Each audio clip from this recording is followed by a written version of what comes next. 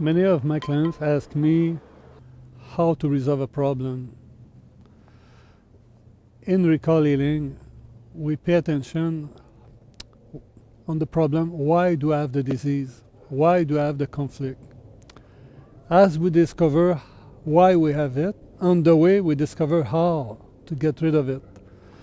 But quite often, the most important is to discover the source of the problem. You have some people, they have a deep self-conflict of devaluation. So how to resolve that? The first thing, we build a life story. Okay, we try to find in my life, why do I feel devalued?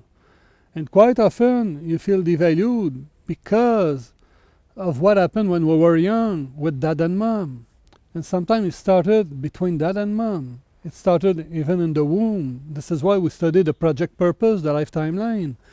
But also we carry on some unresolved issues that happen from the family clan. Okay? So now, let's bring that back to our father, mother. Sometimes dad and mom, one of them didn't accept the pregnancy. Sometimes the parents had an argument during the pregnancy. And the impact is my father never accepted me. And I suffer all my life, even if I'm 57 years old today, because daddy didn't accept me while I was in my mother's womb. So we say healing is to grow up, to take the child that was hurt in the past and to bring him into the present. When we talk about self-devaluation, you have two important reasons why a person will feel self-devalued. We say devaluation is not a biological conflict, which means wild animals do not feel devalued normally. The ones who feel devalued are the domestic animals because they carry on the conflict of their masters and mistresses. Right? So normally, what is the motor of devaluation is comparison. When I compare myself with another one, that is the first conflict.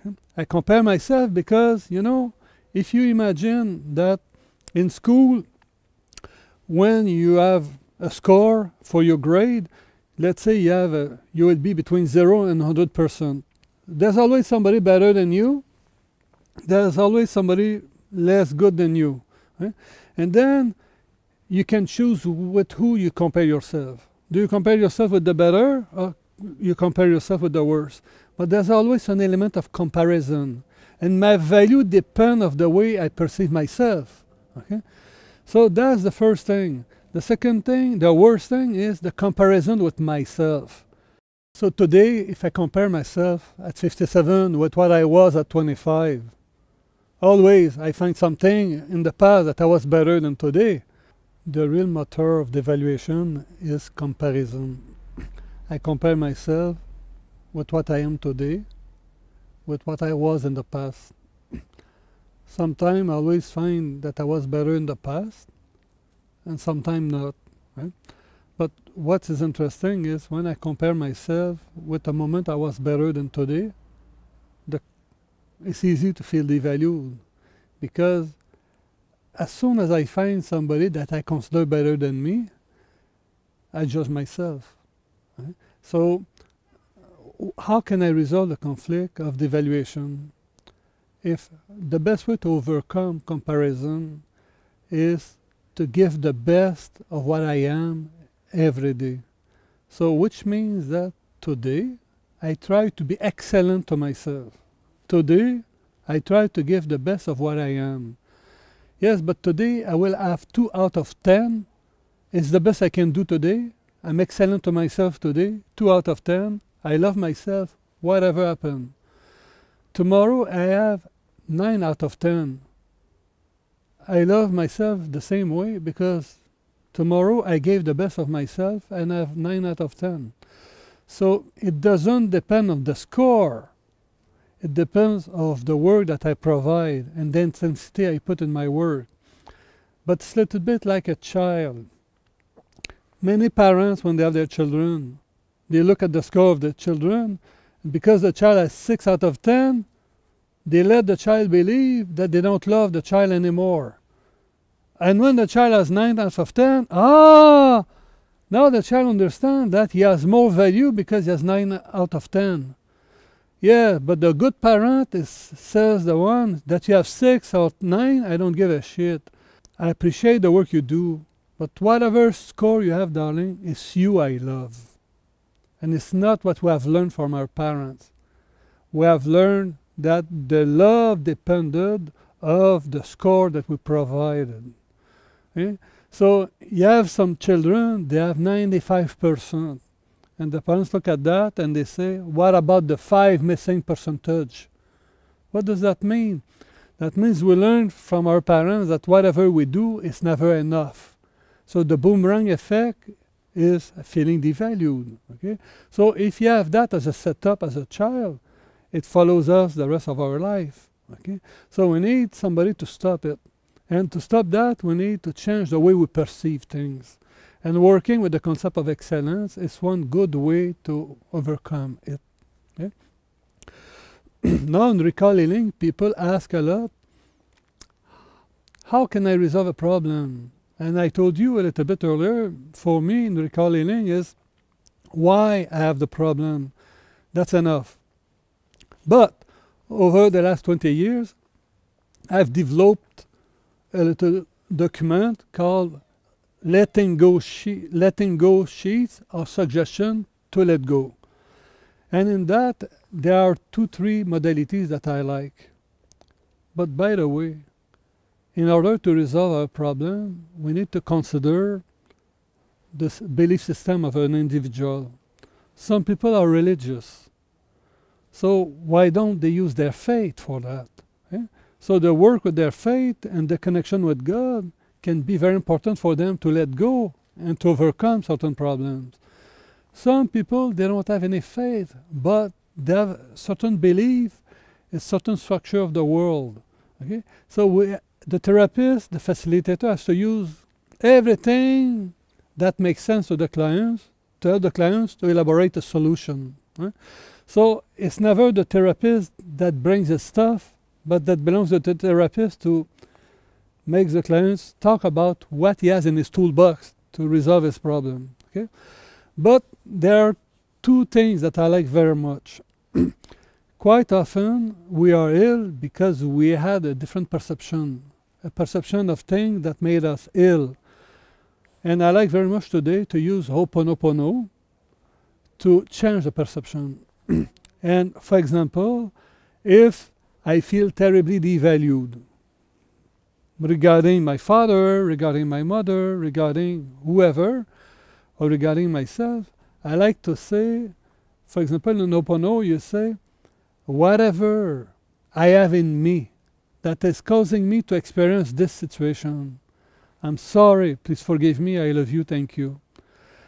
In Ho'oponopono, we take 100% responsibility for the problem that happens to us. Even if it's not true, even if it's not right, we do it because from the moment you imagine it's you, you don't blame anybody else.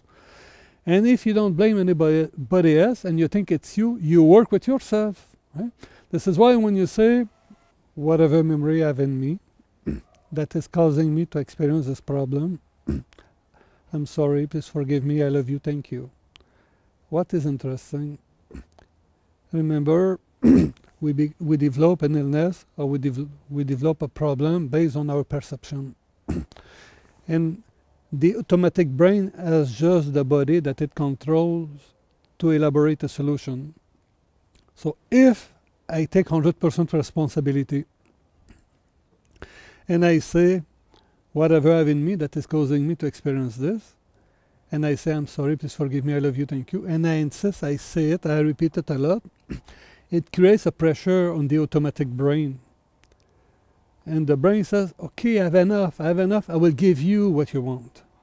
And eventually, what was the object of my upset start to fade away.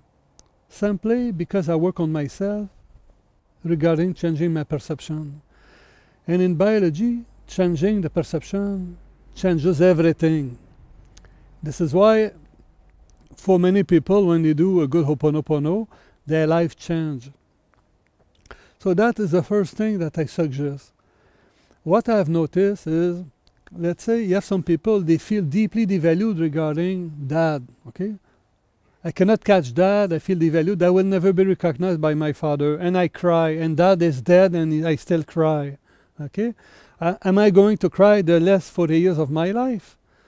So now what is interesting, I need to change the perception in me that I had of my father, or that perception in me that my father had about me.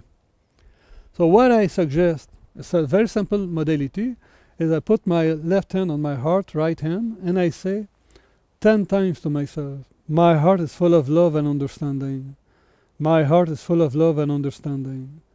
My heart is full of love and understanding. Right away as I say that, I start to feel the energy shifting in my heart.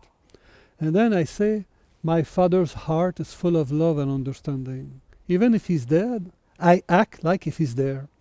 And I insist, my heart is full of love and understanding.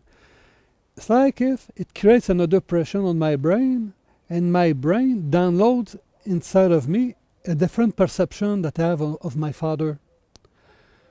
Curiously, all the disease, the problem that I have, because I've perceived my father this way, or I felt perceived like that by my father, changes. And my father doesn't know about that work, and nobody knows. But my brain knows, and my brain is the one that downloads the change of perception into my subconscious. And curiously, what upset me before stopped to upset me as much, and all the feeling of devaluation that I had regarding my father, I even forget about it. It's amazing. It's very simple. It doesn't cost anything, but it needs determination, practice, and you do that with love and intensity. So it's what I suggest quite often, and as two common letting go modality.